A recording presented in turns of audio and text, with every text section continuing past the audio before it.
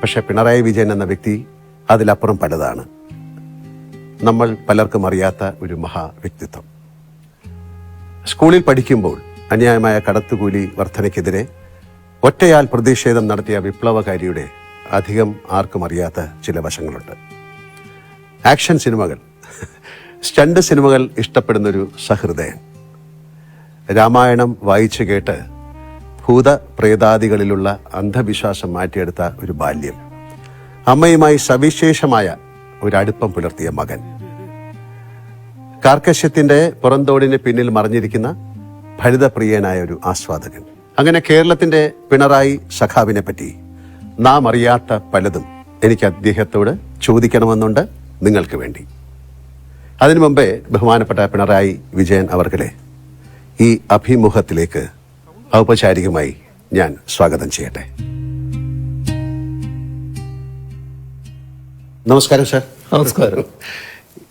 ഇങ്ങനൊരു അഭിമുഖം എൻ്റെ സ്വപ്നത്തിൽ പോലും ഉണ്ടായിരുന്നതല്ല. അതുകൊണ്ട് തന്നെ അതിൻ്റെ ഒരു ത്രില്ലിലും എന്നാൽ സംഘർഷത്തിലുമാണ് ഞാൻ. അഭിനേതാവായാണ് ഞാൻ സാധാരണ ക്യാമറയ്ക്ക് മുന്നിലെത്തുന്നത്. ഇപ്പോൾ അങ്ങേ അഭിമുഖം ചെയ്യുക എന്ന ദൗത്യവുമായി ക്യാമറയ്ക്ക് മുന്നിലിരിക്കുമ്പോൾ എനിക്കും അതേറെ പുതുമയുള്ള ഒരു അനുഭവമായി മാറുകയാണ്. അങ്ങേപ്പോലെ ഒരു മഹാനേതാവിനെ അഭിമുഖീകരിക്കുമ്പോൾ എങ്ങനെ തുടങ്ങണം, എവിടെ തുടങ്ങണം എന്നാലോചിക്കുന്നതിനിടയിലാണ് ഞാൻ അങ്ങേ ആദ്യം കണ്ടത് എന്നാണ് എന്നോർത്ത് നോക്കിയത്.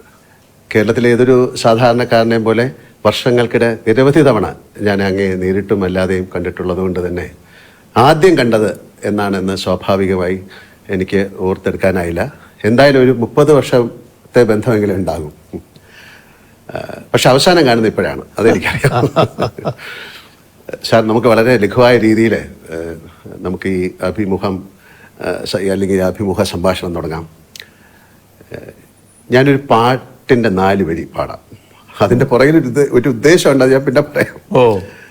ഇത് ഞാൻ അങ്ങേക്ക് നൽകുന്ന ഒരു ആദരമാണ്. പാടട്ടെ? കേരളം കേരളം കേളി കൊട്ടുയരുന്ന കേരളം, കേളി കദംബം പൂക്കും കേരളം, കേരകേളി സദനമാം എൻ കേരളം. എൻ്റെ കേരളം, അങ്ങയുടെ കേരളം, നമ്മുടെ കേരളം. അല്ല, ഇതിൻ്റെ പുറകിൽ ഒരു നല്ല ഉദ്ദേശം എന്താണെന്ന് പറഞ്ഞാൽ അങ്ങും എനിക്ക് 4 വരി പാടിത്തരണം. ഇപ്പൊ വേണ്ട, ഇപ്പൊ വേണ്ട. പിന്നെ നമ്മുടെ ഈ സംഭാഷണത്തിന്റെ ഇടയ്ക്കോ അത് അവസാനിക്കുമ്പോഴോ എന്തെങ്കിലും. സാർ, ഞാൻ സിനിമയിൽ വന്നിട്ട് 48 വർഷമായി. അതുകൊണ്ട് തന്നെ സിനിമയുമായി ബന്ധപ്പെട്ട ഒരു ചോദ്യത്തിൽ നിന്ന് നമുക്ക് തുടങ്ങാം. സാർ, ആദ്യമായി കണ്ട സിനിമ ഏതാണെന്ന് ഓർമ്മയുണ്ടോ? അത് വളരെ ചെറുപ്പത്തിലുള്ളതായതുകൊണ്ട് അത്ര ഓർമ്മയില്ല. ഓർമ്മയില്ല? ഇല്ല ഇല്ല ഇല്ല. അത് നാട്ടിൽ വെച്ചായിരിക്കും കണ്ടത്? അതെ, അന്ന് ചെറിയ ടാക്കീസുകൾ നാട്ടിലുണ്ടാവുമല്ലോ, അതിന്റെ ഭാഗമായിട്ട് കണ്ടതാണ്. ഉത്തര കേരളത്തിലെ ഒരു നാട്ടിൻ പുറത്ത് ജനിച്ചു വളർന്ന ആളാണ് സാറ്. അപ്പൊ അതുകൊണ്ട് തന്നെ അങ്ങയുടെ കുട്ടിക്കാലം എങ്ങനെയായിരുന്നു? അങ്ങേക്ക് സഹോദരി സഹോദരന്മാരുണ്ടായിരുന്നോ? അതിനെക്കുറിച്ചൊന്നും. എനിക്ക് 2 സഹോദരന്മാരാണ് ഉണ്ടായത്. പക്ഷെ എൻ്റെ അമ്മ പ്രസവിച്ചത് 14ാമത്തെ കുട്ടിയാണ് ഞാൻ. ബാക്കിയുള്ളവരൊക്കെ മരണപ്പെട്ടു പോയിരുന്നു ചെറിയ പ്രായത്തിൽ തന്നെ. പിന്നെ 2 സഹോദരങ്ങൾ, മൂത്തവർ എനിക്കുണ്ടായിരുന്നു. അങ്ങനെ 3 പേരാണ് ഞങ്ങളുണ്ടായത്. അമ്മയും അച്ഛനും ഒക്കെ ഈശ്വര വിശ്വാസികളായിരുന്നു? സന്ധ്യാനാമമൊക്കെ ചൊല്ലാറ് പതിവുണ്ടായിരുന്നു? ഈശ്വര വിശ്വാസികളും വലിയ തോതിലുള്ള ഈ അന്നത്തെ കാലത്ത് ഭൂതപ്രേത കാര്യങ്ങളൊക്കെ വലിയ തോതിലുള്ള കാലമാണ്. അതെ അതെ. അപ്പോൾ അതിനൊക്കെ വല്ലാതെ വിശ്വസിക്കുന്ന കൂട്ടത്തിലായിരുന്നു. അതിൽ അമ്മയാണ് ഏറ്റവും കൂടുതൽ ഈ വിശ്വാസങ്ങൾ കൊണ്ടു നടന്നിരുന്നത്. അച്ഛനും വിശ്വാസി തന്നെയാണ്, പക്ഷേ അത്രത്തോളം ഉണ്ടെന്ന് പറയാൻ പറ്റില്ല. കുട്ടിക്കാലത്ത് ഏറ്റവും സന്തോഷകരവും സങ്കടകരവുമായ ചില സാഹചര്യങ്ങൾ എല്ലാവർക്കും ഉണ്ടാവും, അങ്ങേക്കും ഉണ്ടായിട്ടുണ്ടാവും.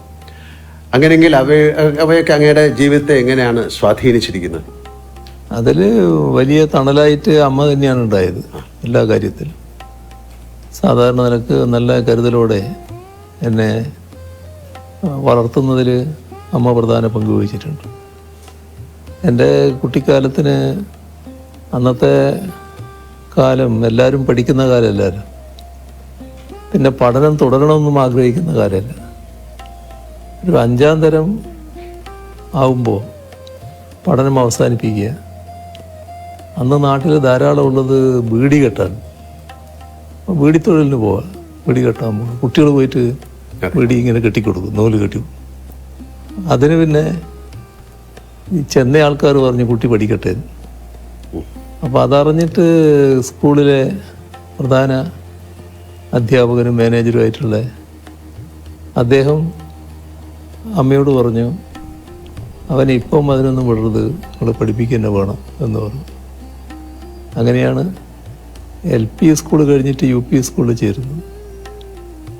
UP സ്കൂളിൽ ചേർന്നപ്പോൾ ഒരു പ്രധാന കാര്യമുണ്ടായി. അവിടെ ഒരു മലയാളം അധ്യാപകൻ, മലയാളം വിദ്വാൻ, മുൻഷി എന്നാണ് നമ്മൾ സാധാരണ പറയുക, മുൻഷി മാഷ്. അദ്ദേഹം എന്നോടൊരു ദിവസം ചോദിച്ചു, നിന്റെ നക്ഷത്രത്താ? അപ്പോൾ അന്ന് എനിക്കറിയാവുന്ന നക്ഷത്രം ഞാൻ പറഞ്ഞു കൊടുത്തു. ഇതായിരിക്കില്ല എന്ന് അദ്ദേഹം എന്നോട് പറയാണ്, നിന്റെ അമ്മയോട് വരാൻ പറയണമെന്ന്. അങ്ങനെ അമ്മ ചെന്നു. അപ്പോൾ അത് തന്നെ ഒരു നാട്ടിൽ വാർത്തയായി, മുൻഷി മാഷ് അമ്മയെ വിളിച്ചിരിക്കുന്നു എന്നൊരു വാർത്ത. അങ്ങനെ ചെന്നപ്പോൾ എപ്പോഴായിരുന്നു പ്രസവിച്ചത്, ഏതാ സമയം എന്നൊക്കെ ചോദിച്ചു. ആ കാലത്ത് വലിയ കൃത്യതയില്ല, ഉച്ചയ്ക്ക് ശേഷമാണ് എന്ന് മാത്രമേ അമ്മയ്ക്ക് കൃത്യമായിട്ട് പറയാൻ പറ്റുള്ളൂ. അപ്പോൾ അദ്ദേഹം നോക്കുമ്പോൾ ഞാൻ ആദ്യം പറഞ്ഞ നക്ഷത്രം ഉച്ചയോടുകൂടി അവസാനിച്ചിരിക്കുന്നു, പിന്നെ പുതിയ നക്ഷത്രമാണ്. അപ്പോൾ അദ്ദേഹം പറഞ്ഞു, ഇതാണ് ഇവൻ്റെ നക്ഷത്രം, ഞാൻ ജാതകം എഴുതിത്തരാമെന്ന് പറഞ്ഞു. അങ്ങനെ അദ്ദേഹം എഴുതുന്ന ജാതകം അമ്മയുടെ കയ്യിലുണ്ടായിരുന്നു ഒരു ദീർഘകാലം. എന്നിട്ട് അവിടുന്ന് പറഞ്ഞു, ഇവൻ എവിടെയാണോ തോക്കുന്നത് അവിടം വരെ പഠിപ്പിക്കണം, തോറ്റാൽ നിർത്തിക്കോളും എന്ന് പറഞ്ഞു. അങ്ങനെയാണ് പഠനം തുറന്നു പോകുന്നതിന് ഇടയാകുന്നത്. ESLC ഉണ്ടായിരുന്നു. 8ാം തരത്തിൽ ESLC എന്ന് പറയുന്നൊരു പബ്ലിക് എക്സാമിനേഷൻ. അതിൽ ഞങ്ങൾ 3 കുട്ടികളായിരുന്നു അവിടുന്ന് പാസ്സായത്. പഠനത്തിന് പിന്നെ മറ്റ് പിന്തുണയൊന്നുമില്ലല്ലോ, നമ്മൾ തന്നെ വായിക്കുന്നെങ്കിൽ വായിക്കുക എന്നുള്ളതേ ഉള്ളൂ. വീട്ടിൽ സഹായമില്ല, അയൽവക്കങ്ങളിലും സഹായം കിട്ടാനില്ല. കാരണം ആരും അങ്ങനെ പഠനമായിട്ട് ബന്ധപ്പെട്ടവർ ഇന്നത്തെ സമൂഹത്തിനെ പോലെയല്ലാരും. അപ്പം അതിലൊക്കെ പക്ഷേ വലിയ സ്നേഹസമ്പന്നരാണ് എല്ലാവരും, എല്ലാ കാര്യങ്ങളിലും നല്ല സ്നേഹമാണ്. അതാണ് അതിൻ്റെ ഒരവസ്ഥ. സാറ് വളരെ അടുത്ത കൂട്ടുകാരുണ്ടായിരുന്നിരിക്കാം. അങ്ങ് പഠനത്തിൽ മാത്രമാണോ അതോ കളികളിലും കായിക മികവിലും ഒക്കെ ഉണ്ടായിരുന്നോ, അതോ വായന, കലാപ്രവർത്തനം, അങ്ങനെ എന്തെങ്കിലും പറയാനുണ്ടോ? ചെറുപ്പകാലത്ത് എല്ലാവരും കളിക്കുമല്ലോ, ഇന്നത്തെ പോലെ എല്ലാവരും എല്ലാ കളിയും വന്ന് പിന്നെ കുട്ടികൾ വലിയ കളിയല്ലേ സാധാരണ. ആ കളികളിലൊക്കെ ഞാനും ഉണ്ടായിരുന്നു. അതിൽ പ്രധാനം ഒന്ന് ഫുട്ബോളായിരുന്നു. പിന്നെ കുറച്ച് കഴിഞ്ഞപ്പോൾ നാട്ടിലൊരു വലിയ ബാഡ്മിൻ്റൺ ടൂർണമെൻ്റ് നടന്നു. ആ ടൂർണമെൻറ്റ് കണ്ടപ്പോൾ നമുക്കൊരു ചെറിയ കുട്ടികളാണല്ലോ, ഒരു ആവേശം. അപ്പോൾ എൻ്റെ അടുത്ത സുഹൃത്തുക്കളുണ്ട്, നാണു, രാജൻ എന്ന് പറഞ്ഞ 2 പേര്. ഞങ്ങളെല്ലാം കൂടി ഒരു കളി തുടങ്ങി. അപ്പോൾ അതിന് ബാറ്റില്ല. അപ്പോൾ ഓലയുടെ അടിഭാഗമില്ല, അതിൻ്റെ മടൽ ഇങ്ങനെ കുറച്ച് വീതി ഉണ്ടാവും, അത് വെച്ചിട്ടായി കെട്ടിയ ബോളിൽ കളി.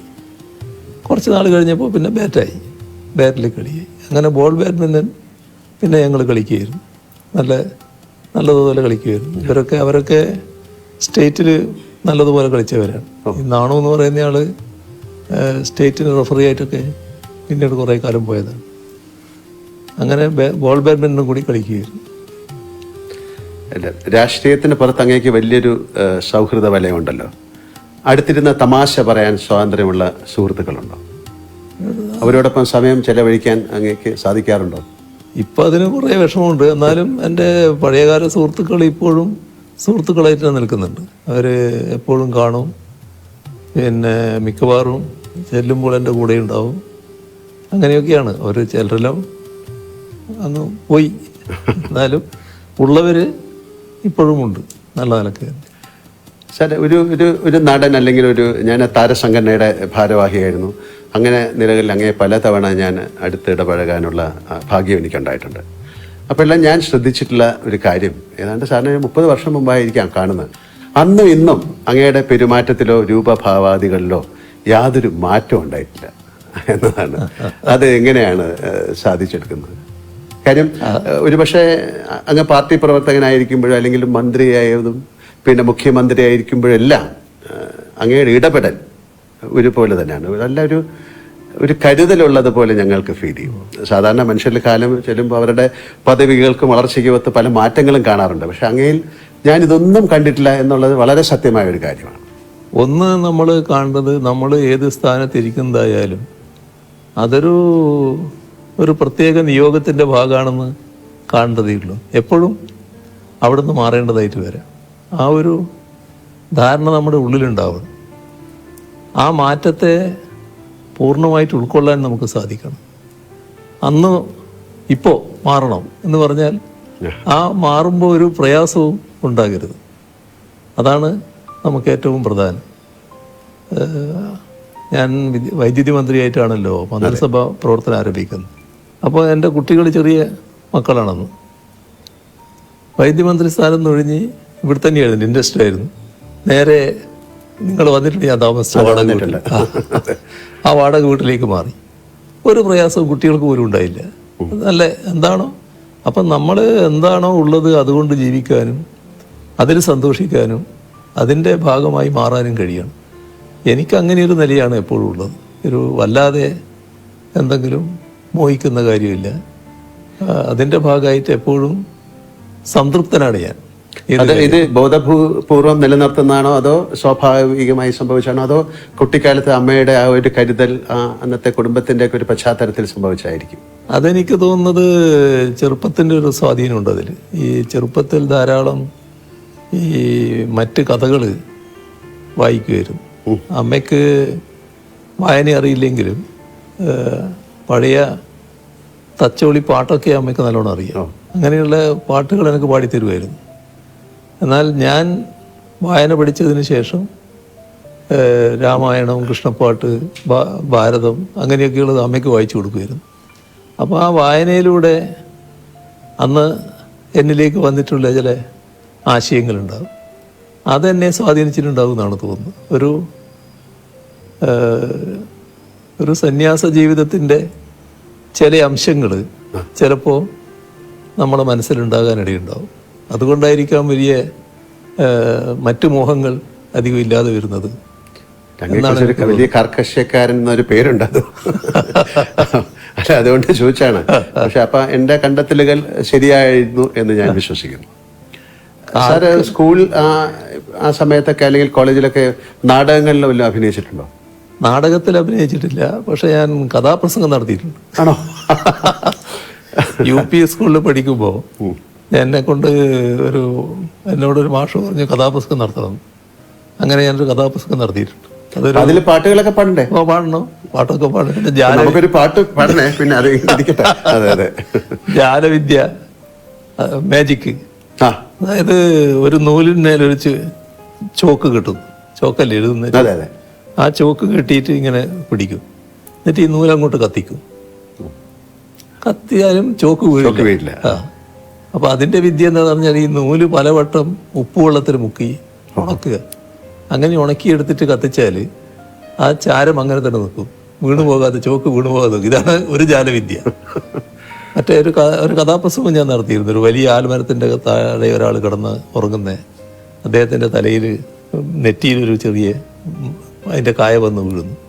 അപ്പോൾ ഈ കായ് അല്ല തെങ്ങിന്റെ തേങ്ങ പോലത്തെ ആണെങ്കിൽ എൻ്റെ കഥ എന്താകുമായിരുന്നു എന്ന് പറയുന്നത്. അപ്പോൾ പ്രകൃതിയുടെ ഒരു പ്രത്യേകത കാണിക്കുന്ന ഒരു കഥയായിരുന്നു അത്. അപ്പൊ നമുക്ക് പാട്ട് ഇപ്പം വേണ്ടല്ലേ, കുറച്ച് കഴിഞ്ഞിട്ടാകാം അല്ലേ? എപ്പോഴെങ്കിലും ഒരു എഴുത്തുകാരനാവണമെന്ന് ആഗ്രഹിച്ചിട്ടുണ്ടോ? അത്തരത്തിൽ എന്തെങ്കിലും അങ്ങ് എഴുതിയിട്ടുണ്ടോ? അല്ലെങ്കിൽ എന്തെങ്കിലും അങ്ങനെ കുത്തിക്കുറിക്കാന്ന് ചോദിക്കുന്നത് ശരിയല്ല, അങ്ങനെ എന്തെങ്കിലും അങ്ങ് എഴുതിയിട്ടുണ്ടോ? എഴുത്ത് വിശദമായിട്ട് എഴുതിയിട്ടില്ല, പക്ഷെ പിന്നീടുള്ള രാഷ്ട്രീയ ജീവിതത്തിൽ പല കാര്യങ്ങളും എഴുതേണ്ടി വരുമല്ലോ. അങ്ങനെയുള്ള കാര്യങ്ങളൊക്കെ ഞാൻ എഴുതിയിട്ടുണ്ട്. രാഷ്ട്രീയ ഒരു ആത്മകഥ അങ്ങനെ എന്തെങ്കിലും എഴുതണമെന്ന ഒരു ആഗ്രഹമുണ്ടോ? അതൊന്നും ഇതിൻ്റെ ഇടക്ക് അതിനെപ്പറ്റി ഒരു ആലോചനയും ഉണ്ടായിട്ടില്ല. എന്നാൽ പിന്നെ ചിലരൊക്കെ അതിനു വേണ്ടി ഒരു ശ്രമം ആരംഭിച്ചിട്ടുമുണ്ട്. പക്ഷെ അതൊന്നും പൂർണ്ണതയിലെത്തിയിട്ടില്ല. എൻ്റെ വീട്ടിൽ വലിയൊരു ലൈബ്രറി ഉണ്ടെന്ന് എനിക്കറിയാം. തിരക്കുകൾക്കിടയിൽ അങ്ങേക്ക് വായിക്കാൻ സമയം കിട്ടാറുണ്ടോ? ഇപ്പോഴത്തെ പ്രശ്നം വല്ലാത്ത പ്രശ്നമാണ്. ഇപ്പോൾ വായനക്കൊക്കെ വല്ലാത്ത സമയം കുറയാണ്. മറ്റ് വായന എനിക്കൊരു നല്ല രസമായിരുന്നു, നല്ല രീതിയിൽ വായിക്കാൻ പറ്റുമായിരുന്നു. പക്ഷെ ഇപ്പം അങ്ങനെ വായിക്കാൻ അധിക സമയം കിട്ടുന്നില്ല. അപ്പം അങ്ങേ ഏറ്റവും കൂടുതൽ സ്വാധീനിച്ച പുസ്തകങ്ങളുണ്ടാവും. അത് ഏതെങ്കിലും ഒരു പുസ്തകത്തിൻ്റെ പേര് പറയാമോ? അതിൽ ഞാൻ വായിക്കുന്ന ഘട്ടത്തിൽ ഏറ്റവും കൂടുതൽ സ്വാധീനിച്ച പുസ്തകങ്ങളിൽ ഒന്ന് ടോൾസ്റ്റോയുടെ അന്നാ കരീന തന്നെയാണ്. വലിയ ഹൃദയത്തെ ഏറ്റവും അധികം ബന്ധിപ്പിക്കുന്ന, മനസ്സിനെ ബന്ധിപ്പിക്കുന്ന ഒരു കഥ തന്നെയാണെന്ന് പറയാം. പിന്നെ വിക്ടർ ഹ്യൂഗോൻ്റെ കഥയും പാവങ്ങൾ, അത് വളരെയധികം വലിയ തോതിൽ നമ്മളെ ജീവിതത്തെ രൂപപ്പെടുത്താൻ തന്നെ സഹായിക്കുന്ന ഒന്നായിരുന്നു. നമ്മളെ നാട്ടിലെടുത്താൽ തകഴിയുടെ കയർ ഒരു കാലഘട്ടത്തിൻ്റെ തന്നെ ഒരു ചിത്രീകരണമായിരുന്നു. അങ്ങനെയുള്ളതൊക്കെ ആ കാലത്ത് നല്ലോണം വായിക്കാൻ പറ്റിയിരുന്നു. കവിതകളും വായിക്കുക. ഇതെല്ലാം ഒരു പുതിയ അറിവാണ് ആൾക്കാർക്ക്, അതുകൊണ്ടാണ് ചോദിക്കുന്നത്. അതായത് പിണറായി വിജയൻ എന്നാൽ വലിയൊരു കടുപ്പക്കാരനാണ്, ചിരിക്കാത്ത ആളാണ് എന്നൊരു ധാരണ പുറത്തുണ്ട്.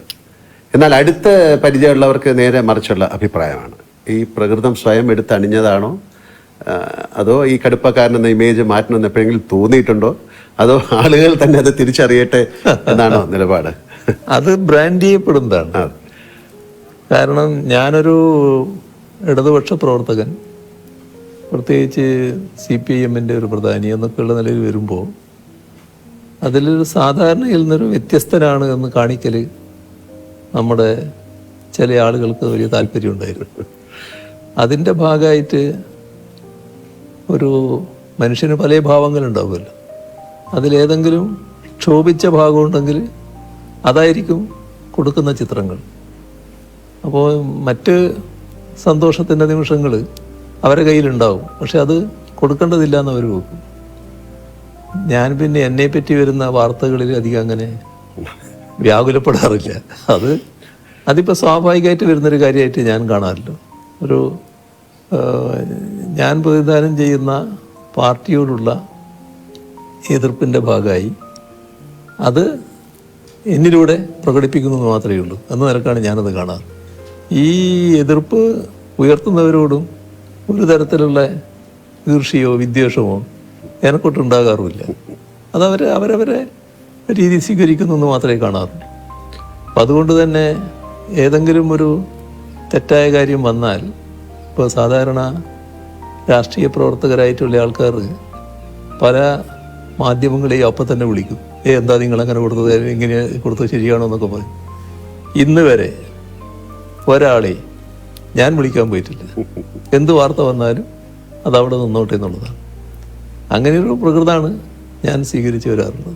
അത് വീട്ടിലെ ഒരു അച്ഛൻ മുത്തച്ഛൻ അല്ലേ? അപ്പൊ ഏത് തരത്തിലുള്ളൊരു സമീപനമാണ് കുട്ടികളോടോ പേരൊക്കെ? അത് വീട്ടിലെത്തിയാൽ ഞാൻ അവരുടെ സ്വന്തം ആള് തന്നെ, അതിനകത്ത് പ്രശ്നമില്ല. എൻ്റെ പുറത്തുള്ള എല്ലാ തിരക്കുകളും ഇപ്പൊ കുറച്ച് പ്രയാസമുണ്ട്. ഇപ്പൊ ഈ ദിവസങ്ങള് വല്ലാത്ത പ്രയാസങ്ങളുണ്ട്. അതുവരെയുള്ള കാലം എടുത്താൽ വീട്ടിലെത്തിയാൽ ഞാൻ വീട്ടിൻ്റെ ഒരാളായിട്ട് അങ്ങ് മാറുകയാണ്. അതിന് ഒരു പ്രശ്നം ഉണ്ടാകാറില്ല. അത് കുട്ടികൾക്കും ഉണ്ടാകാറില്ല, വേറെ കുട്ടിക്കൊന്നും ഉണ്ടാകാറില്ല. അങ്ങനെ ഒരു അവസ്ഥയാണ്. സാർ, ഇന്നത്തെ തലമുറയിലെ കുട്ടികൾക്ക് പഴയ കാലത്തെ അപേക്ഷിച്ച് ഒരുപാട് അവസരങ്ങളുണ്ട്. ഈ സ്മാർട്ട് ഫോണ്, ആർട്ടിഫിഷ്യൽ ഇൻ്റലിജൻസ് അതൊക്കെ വന്നതോടുകൂടി അറിവ് സമ്പാദിക്കാൻ ഒരുപാട് വഴികളുണ്ട്. പഴയ കാലം പോലല്ല. എങ്കിലും പുതിയ തലമുറ നേരിടുന്ന ഭയങ്കരമായ സമ്മർദ്ദങ്ങളുണ്ട്. സമ്മർദ്ദങ്ങൾ വലുതാണ്. അവരോടൊരു മുത്തശ്ശൻ എന്ന നിലയിൽ എന്താണ് അങ്ങേക്ക് പറയാനുള്ളത്? അല്ല, ഇന്നത്തെ കാലത്ത് ഈ പറഞ്ഞ കാര്യം ശരിയാണ്. കുട്ടികൾ വലിയ തോതിൽ വിവരങ്ങൾ അവരുടെ വിരൽത്തുമ്പിൽ കിടക്കുകയാണ്. ഒന്ന്, കുട്ടി എന്തെങ്കിലും കാര്യങ്ങൾ ചെയ്യാൻ തുടങ്ങുന്നതിന് മുൻപ് തന്നെ സാങ്കേതിക കാര്യങ്ങളാണ് ചെയ്തു തുടങ്ങുന്നത്. ഈ ഫോണും മറ്റും ആയിട്ട് ബന്ധപ്പെട്ടുള്ള കാര്യങ്ങൾ. അപ്പോൾ ഫോണും മറ്റും വെച്ചുകൊണ്ടുള്ള ഒരുപാട് അത്ഭുതങ്ങൾ കാണിക്കുന്നവരാണ് നമ്മുടെ കുട്ടികൾ. പക്ഷെ അതിൽ ആ ലോകം വളരെ വലുതാണ്. എന്നാൽ അതിനകത്തുള്ള ചതിക്കുഴികളുണ്ട്. ആ ചതിക്കുഴികൾ തിരിച്ചറിയാൻ പറ്റണം. അപ്പോൾ അതിന് ചിലപ്പോൾ ചെറിയ കുട്ടികൾക്ക് എല്ലാ വഴിയും തിരിഞ്ഞു എന്ന് വരില്ല. അപ്പോൾ ഒന്നും അച്ഛനമ്മമാരിൽ നിന്ന് മറച്ചു വെക്കാതിരിക്കുക എന്നുള്ളതാണ് ഏറ്റവും പ്രധാനം. സ്വകാര്യമായിട്ട് ചെയ്യാതിരിക്കുക. താൻ കാണുന്നത് സ്വകാര്യമായിട്ട് കാണണം എന്ന നിർബന്ധമില്ലാതിരിക്കുക. അമ്മയോ അച്ഛനോ കാണുന്നതിന് ഒരു തടസ്സമില്ലാതിരിക്കുക. അങ്ങനെയൊരു നില വന്നാൽ കുട്ടിക്ക് തന്നെ എന്താണ് കാണാവുന്നത് കാണാത്തത് എന്നതിനെ പറ്റിയൊരു ധാരണയുണ്ടാക്കാൻ ഇടയാകും.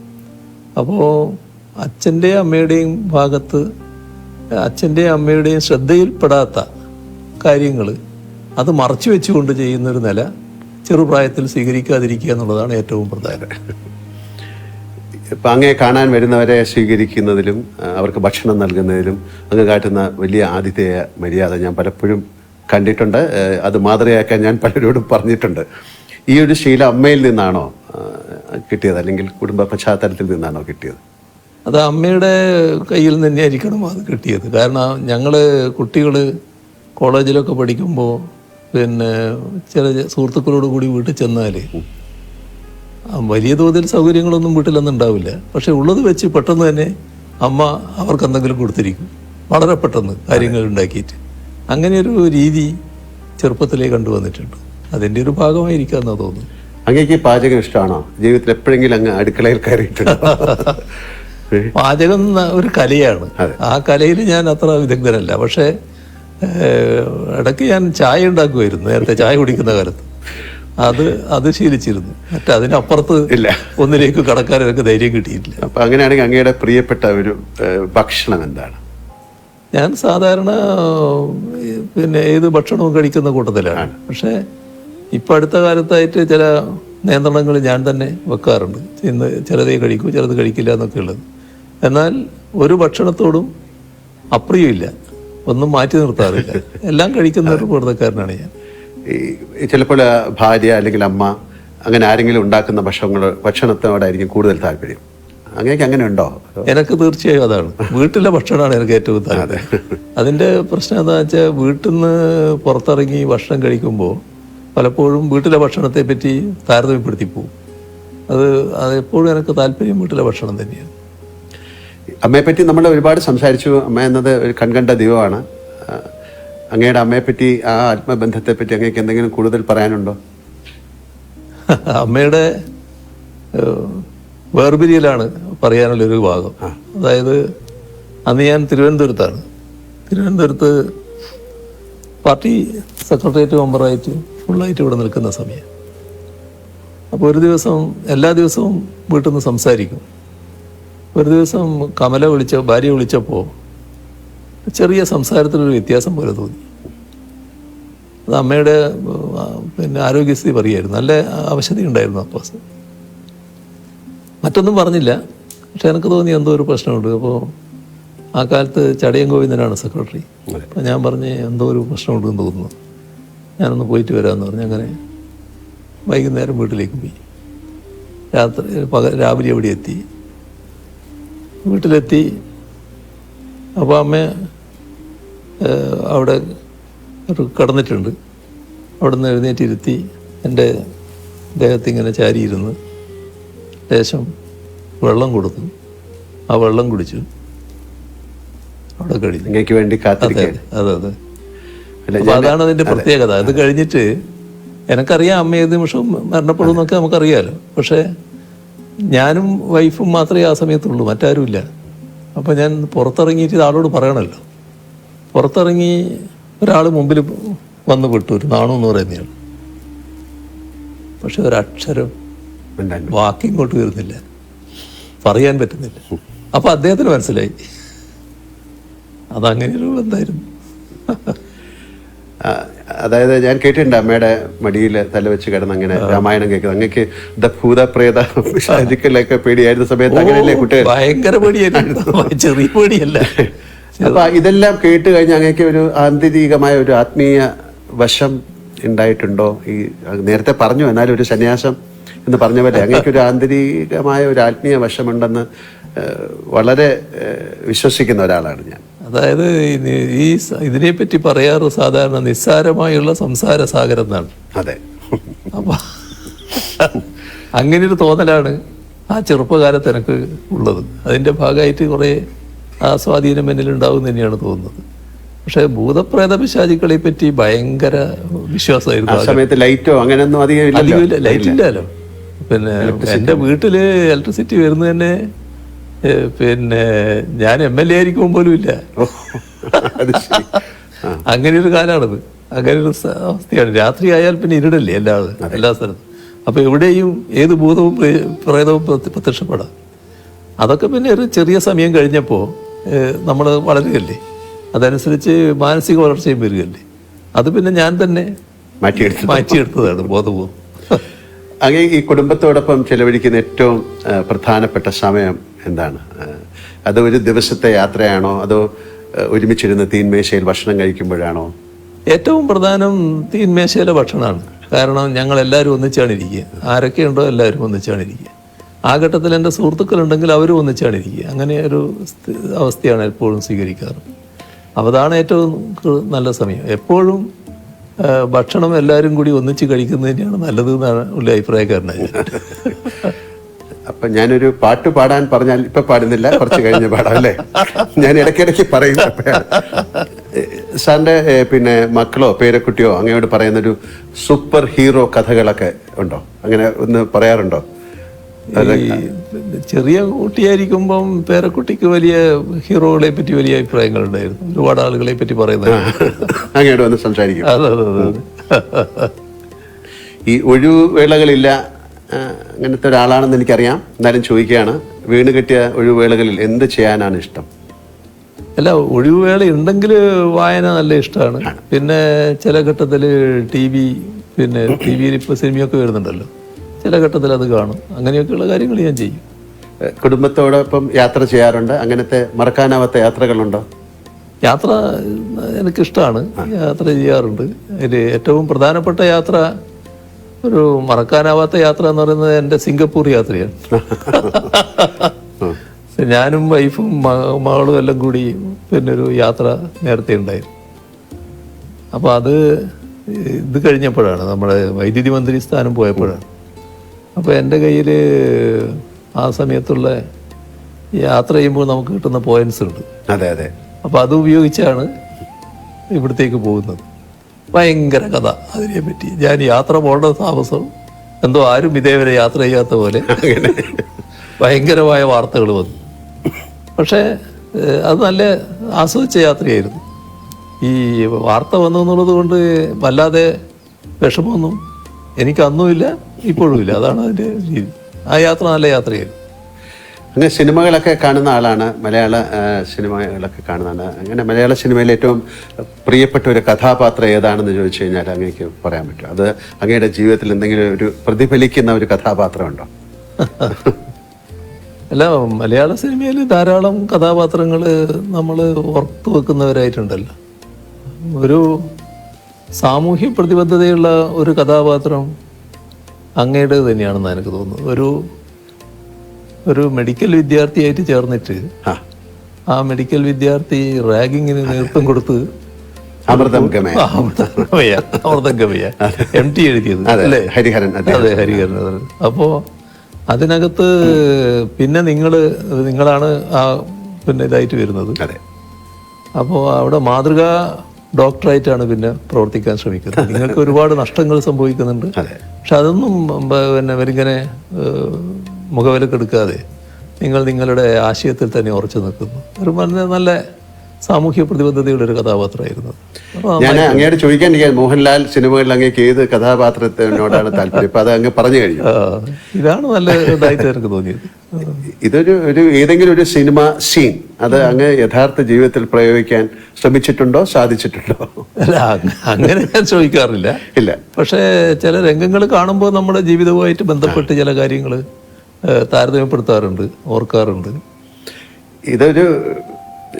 ഒരു സിനിമയിൽ അഭിനയിക്കാൻ അങ്ങേക്ക് ഒരു ക്ഷണം വന്നാൽ എന്ത് തരത്തിലുള്ള റോളുകൾ ചെയ്യാനായിരിക്കും ഇഷ്ടം? അല്ല, അതിന്റെ കാലം കഴിഞ്ഞല്ലേ. ഇനിയിപ്പോ അതിന്റെ കാലം കഴിഞ്ഞല്ലോ. അത് ഇതിനു മുമ്പായി കുറച്ചുകൂടെ മുമ്പായിരുന്നെങ്കിൽ ചിലപ്പോൾ ഇപ്പൊ ആകെ പറ്റുന്ന റോളൊന്നല്ലേ ഉള്ളൂ. പ്രായമുള്ള ഒരാളുടെ റോള് അതല്ലേ പറ്റും. അതായത് ഇപ്പൊ എന്നോട് അല്ലെങ്കിൽ മമ്മൂട്ടിക്ക കമലഹാസനോടൊക്കെ അങ്ങനെയൊക്കെ ഒരു നല്ല സൗഹൃദമാണ്. ഞാൻ കഴിഞ്ഞ ദിവസം എൻ്റെ ഒരു സുഹൃത്ത് രഹസ്യമായിട്ട് പറഞ്ഞു, മുഖ്യമന്ത്രിക്ക് വളരെ ഇഷ്ടപ്പെട്ട സിനിമ രജനീകാന്തിൻ്റെയാണ്. എനിക്ക് കൂടുതൽ രജനീകാന്തിന് വലിയ ഇഷ്ടമുള്ള ഒരാളാണ്. അതൊരു ഘട്ടത്തിൽ അതായിരുന്നു എന്നുള്ളത് ശരിയാണ്. കാരണം നമ്മുടെ ടി വികളിൽ സിനിമകൾ ഇങ്ങനെ വരുന്ന കാലത്ത് KTV, അതെ അതെ, അപ്പൊ ആ കാലത്ത് അതിൽ ധാരാളം രജനി പടങ്ങൾ വരാറുണ്ട്. അതും ആക്ഷൻ സിനിമകൾ. ആക്ഷൻ പടങ്ങൾ പൊതുവിൽ ഞാൻ ആക്ഷൻ പടങ്ങൾ ഇഷ്ടപ്പെടുന്ന ഒരാളാണ്. അങ്ങയുടെ ആക്ഷൻ പടങ്ങൾ ഞാൻ ധാരാളം കണ്ടിട്ടുണ്ട്. എല്ലാവരുടെയും നിങ്ങളുമായിട്ടെല്ലാമുള്ള സൗഹൃദം കാത്തു സൂക്ഷിക്കുമ്പോൾ തന്നെ ഈ പടങ്ങളോടൊരു പ്രത്യേകത എനിക്ക് തോന്നിയിരുന്നു, പുള്ളിയുടെ ഒരു രീതികളോട്. അതെ, അതാണ് കൂടുതലും എനിക്ക് തോന്നുന്നത് അങ്ങേക്ക് അതൊരു ആക്ഷൻ സീനിനോടുള്ള താല്പര്യമാണ്. ഞാൻ നേരത്തെ പറയുകയായി, രണ്ട് സിനിമകളെ ഇഷ്ടപ്പെടുന്ന ഒരു വ്യക്തിത്വമാണ് അങ്ങ്. സർ, ഈ സിനിമയിലെ ചിലപ്പോഴൊക്കെ പോലീസ് മർദ്ദനത്തിന് വിധേയനാകുന്ന കഥാപാത്രങ്ങളെ ഞാൻ അവതരിപ്പിച്ചിട്ടുണ്ട്. പക്ഷെ അതൊക്കെ ക്യാമറയ്ക്ക് മുന്നിലുള്ള അനുഭവമാണ്. പക്ഷെ ജീവിതത്തിൽ അത് ഒരുപാട് നേരിട്ട ഒരാളെന്ന നിലയ്ക്ക് അടിയന്തരാവസ്ഥ കാലത്ത് നേരിടേണ്ടി വന്ന ക്രൂരമായ പോലീസ് മർദ്ദനം, ലോക്കപ്പിലെ ആ ഭീകരമായ രാത്രികൾ, പിന്നീട് ജയിൽവാസം, ഇതെല്ലാം ശേഷം ആ ചോര പുരണ്ട ഷർട്ട് ഉയർത്തിപ്പിടിച്ച് നിയമസഭയിൽ അങ്ങ് നടത്തിയ പ്രസംഗം ചരിത്ര പ്രസിദ്ധമാണ്. ആ ഷർട്ട് അങ്ങ് ഇന്ന് സൂക്ഷിക്കുന്നുണ്ടോ? ഇപ്പൊ എൻ്റെ കയ്യിലില്ല. ഇപ്പൊ എൻ്റെ കയ്യിലില്ല. പക്ഷെ അതുവരെ ഞാൻ സൂക്ഷിച്ചിരുന്നു. അതൊക്കെ ഒരു പ്രത്യേക അനുഭവത്തിലുള്ളതാണല്ലോ. നമ്മളെ ലോക്കപ്പിൽ ഞാനന്ന് ചെറുപ്പമാണ്, അതുകൊണ്ട് അതിജീവിക്കാൻ കഴിഞ്ഞു എന്ന് പറയാം. പക്ഷേ നമ്മുടെ അടിച്ച് തോല് പൊളിക്കുക എന്ന് പറയുന്നില്ലേ, എൻ്റെ ഈ ശരീരത്തിൻ്റെ തൊലി പൊളിഞ്ഞു പോയിരുന്നു. ഈ അടി കൊണ്ടിട്ട് നീര് കെട്ടിയിട്ട് അതിൻ്റെ ആ തൊലി പോയിട്ട് വേറെ തൊലി വന്നിരുന്നു. അങ്ങനത്തെ ഒരു അവസ്ഥയുണ്ടായിരുന്നു. അത് അത്തരത്തിലുള്ളതായിരുന്നു തല്ല്. പിന്നെ ഈ ഒരു മിന്നലിങ്ങനെ വരും. ഈ അടി ഈ ഭാഗത്തൊക്കെ കൊണ്ടാൽ കണ്ണിൽ ഒരു മിന്നുന്ന പോലെ തോന്നും. അങ്ങനെയൊക്കെയുള്ള തല്ലായിരുന്നു അത് വളരെ വളരെ കടുത്ത മർദ്ദനായിരുന്നു. അല്ല, ആഭ്യന്തര വകുപ്പിന്റെ ചുമതലയുള്ള മുഖ്യമന്ത്രിയായി ഭരണം നടത്തുമ്പോൾ അന്ന് പോലീസ് മർദ്ദനമേറ്റ് കിടന്ന 28-29 വയസ്സുകാരൻ ഓർമ്മയിൽ വരാറുണ്ടോ? കാര്യം ശരീരത്തിലെ മുറിവിനേക്കാൾ വലിയ പോറലുകൾ അന്ന് മനസ്സിലേറ്റിട്ടുണ്ടെന്ന് നിങ്ങൾക്കറിയാം.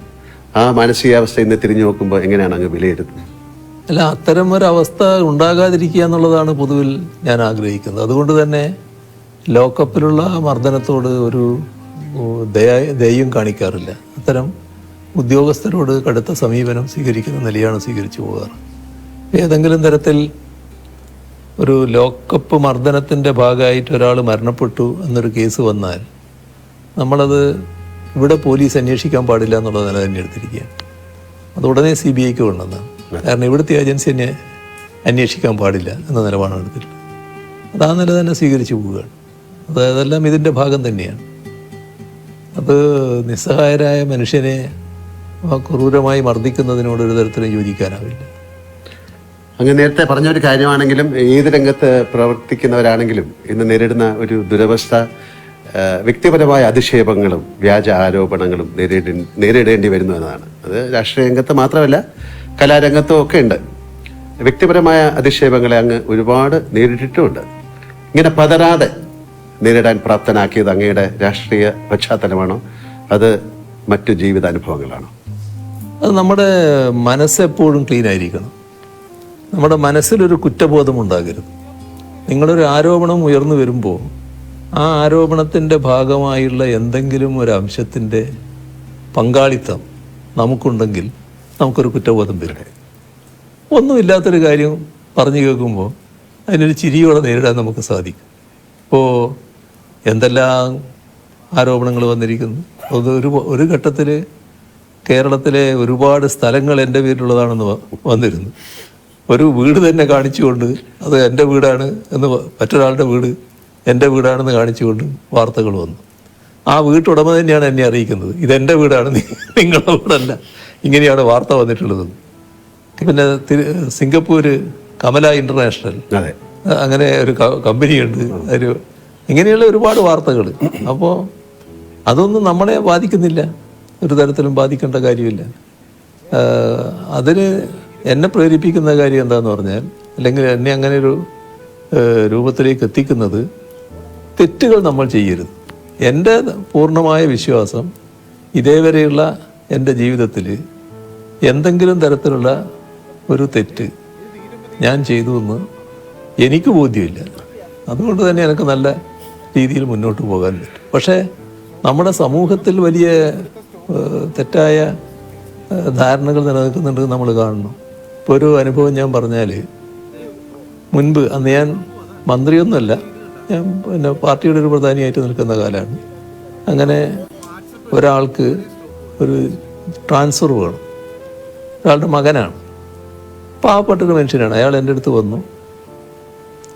ഞാനത് ബന്ധപ്പെട്ട ആളെടുത്ത് പറഞ്ഞു, കൊടുക്കാമെന്ന് പറഞ്ഞു. അങ്ങനെ ഒരു ഇടയ്ക്ക് നാട്ടിൽ ചെല്ലുമ്പോഴാണ് ഇത് വരുന്നത്. ഇദ്ദേഹമാണെങ്കിൽ ഞാനുമായിട്ട് വളരെ അടുത്ത ബന്ധമുള്ള ആളാണ്.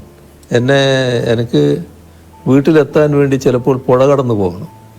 ഇപ്പോൾ രാത്രി ഇപ്പോൾ ചിലപ്പോൾ 11 മണി അങ്ങനെയൊക്കെ ആയിട്ട് വരുമ്പോൾ ഇദ്ദേഹത്തെ പോയി വിളിച്ചിട്ട്, ഇദ്ദേഹമാണ് തോണി എന്നാണ് നമ്മൾ പറയുക, വഞ്ചിക്ക്, ആ തോണിയിൽ ഇങ്ങോട്ട് കടത്തുന്നത്.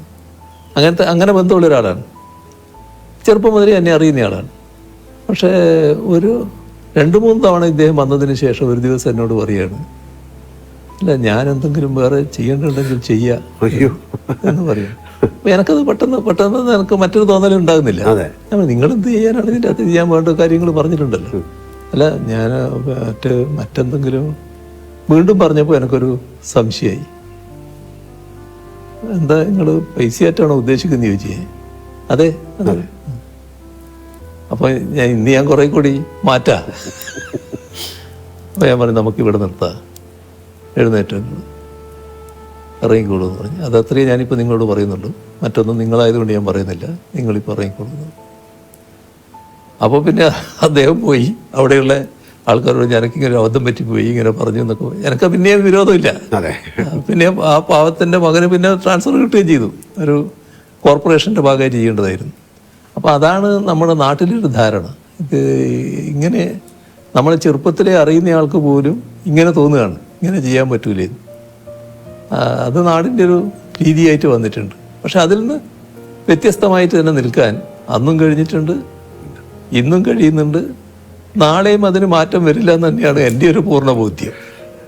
അങ്ങനെ ജീവിതത്തിൽ ഏറ്റവും എപ്പോഴെങ്കിലും ഒരു കരഞ്ഞു പോയ സന്ദർഭമുണ്ടോ? അമ്മയുടെ മരണം അതല്ലാതെ?